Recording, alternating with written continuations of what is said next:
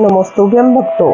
श्री शिव महापुराण तृतीय शतरुद्र संहिता का 18वां अध्याय शीर्षक है ग्रह पत्य अवतार सहित एकादश रुद्रों की उत्पत्ति। नंदीश्वर बोले, हे मुने, अब शिवजी के 11 अवतारों को सुनो, जिसके सुनने से असत्य आदि दोषों से उत्पन्न बाधा दुख नहीं देती।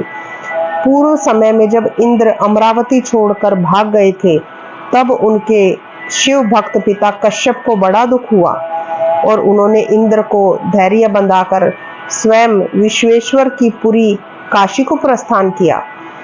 वहां पहुंचकर उन्होंने गंगा जी में स्नान कर विश्वेश्वर महादेव का पूजन किया और एक शिवलिंग की स्थापना कर देवताओं के हितार्थ प्रीति पूर्वक शिवजी का तप किया। जब तप करते करते उनको बहुत दिन व्यतीत हो गए, तब ऋषि को वर देने के लिए दीन बंधु शिवजी वहां प्रकट हुए और कश्यप जी से कहा कि हे मुनि श्रेष्ठ, वर ग्रहण करो। तब उन शिवजी को देखकर कश्यप जी अंजलि बांध उनको प्रणाम कर स्तुति करने लगे। उन्होंने कहा, हे महेश्वर, मैं पुत्रों के दुख से दुखी हूँ। जिस प्रकार दैत्यों से दी हुई पीड़ा देवताओं को बाधा ना दे, ऐसा कोई उपाय कीजिए। कश्यप जी के ऐसा कहने पर शिवजी तथास्तु कह अंतर्ध्यान हो गए। कश्यप जी अपने स्थान को आए। प्रसन्न हो देवताओं ने सब वृत्तांत कहा।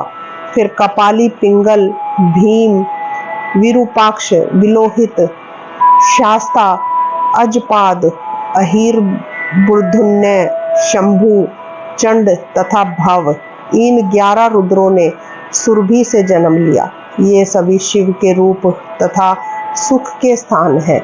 इन 11 रुद्रों ने देवताओं के हितार्थ संग्राम में बहुत से दैत्यों को मारा और देवताओं ने निर्भय हो दैत्यों पर विजय, इंद्र आदि सहित स्वस्थ चित्त हो राज्य किया।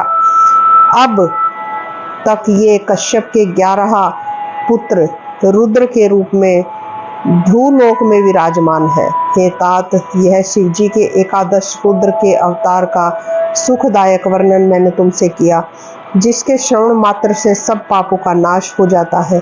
जो पुरुष सावधान होकर इस इतिहास को सुनता है, वह इस लोक में सब सुखों को भोगकर अंत में मोक्ष को प्राप्त करता है।